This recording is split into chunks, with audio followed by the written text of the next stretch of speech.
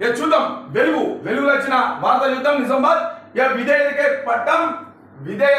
పట్టం 4 senior corporation పదవులు, 2 OC 2 బీసీలకు అవకాశం.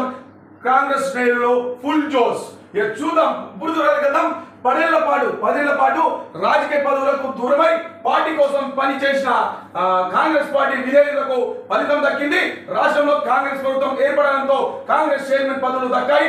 ఉమ్మడి జిల్లా నుంచి మాజీ ఎమ్మెల్యే ఇరవత్రి అనిల్ నాయకులు మానాల మోహన్ రెడ్డి, అవినాష్ రెడ్డి, కాసుల బాలరాజు కార్పొరేషన్ పదవులు అధిష్టానించబోతున్నారు. ఈ మేరకు ప్రభుత్వం సోమవారం ఉత్తర్వులు జారీ చేసింది. తమ నాయకులకు పదవులు రావడంతో కాంగ్రెస్ కార్యకర్తలు కూడా ఫుల్ జోష్ లో ఉన్నారు. ఇక విధేయతకు పట్టం.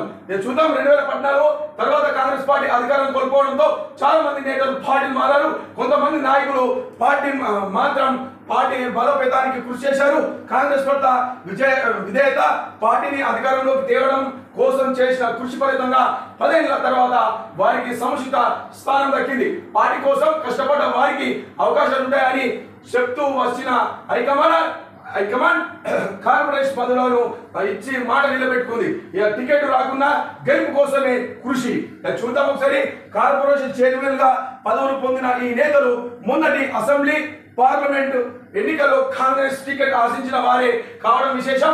కానీ హైకమాండ్ రాజకీయ సమీకరణలతో టికెట్ ఇవ్వలేకపోయింది. అదేవిధంగా బాల్కొండ అసెంబ్లీ సెగ్మెంట్ టికెట్ మాజీ MLA Iravatri Anil, DCC president Manala Mohan Reddy, Kishan కేత్ రాష్ట్ర అధ్యక్షుడు అవినాష్ రెడ్డి ఆశించారు.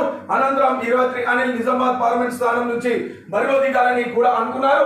అయితే కాంగ్రెస్ హైకమాండ్ వేరే వారికి టికెట్ ఇచ్చింది. అయినా పార్టీ నిర్ణయానికి కట్టుబడి కాంగ్రెస్ అభ్యర్థుల గెలుపు కోసం కష్టపడ్డారు.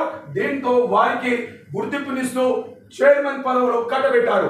ఇక బడా కార్పొరేషన్ చూద్దాం ఒకసారి. 2009 ప్రజారాజ్యం నుంచి బాల్కొండ నుంచి ఇరవత్రి అనిల్ ఎమ్మెల్యేగా, 2009లో ప్రజారాజ్యం పార్టీ నుంచి బాల్కొండ నుంచి ఇరవత్రి అనిల్ ఎమ్మెల్యేగా గెలిచారు. తర్వాత అప్పటి కాంగ్రెస్ ప్రభుత్వంలో ప్రజారాజ్యం విలీనమైంది. దీంతో ప్రభుత్వ వీపుగా ఆయన బాధ్యతలు నిర్వహించారు. ఆ తర్వాత కాంగ్రెస్ లోనే కొనసాగారు.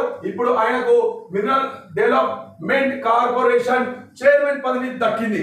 అదేవిధంగా డిసిసి ప్రెసిడెంట్ మానాల మోహన్ రెడ్డికి Telangana state cooperative union chairman పదవి దక్కింది. అదేవిధంగా కాంగ్రెస్ రైతు విభాగం స్టేట్ ప్రెసిడెంట్ గా ఉన్న అవినాష్ రెడ్డికి ప్రభుత్వం తెలంగాణ స్ట్రీట్స్ డెవలప్మెంట్ కార్పొరేషన్ పదవి కేటాయించింది. అదేవిధంగా కాసుల బాలరాజుకు అగ్రోస్ చైర్మన్ పదవి వరించింది. 2 ఏళ్ల కాలానికి చెందిన కీలక నామినేట్ పదవులు కూడా ఉమ్మడి జిల్లాకు దక్కడంతో కాంగ్రెస్ కార్యకర్తలు సంతోషం వ్యక్తం చేస్తున్నారు. ఇక మరికొన్ని ప్రాంతాలకు వార్తలకు వెళ్లే ముందు మనము నమస్తే తెలంగాణ తాగుడు ఒకసారి చూద్దాం. ఒక కథ ఒకసారి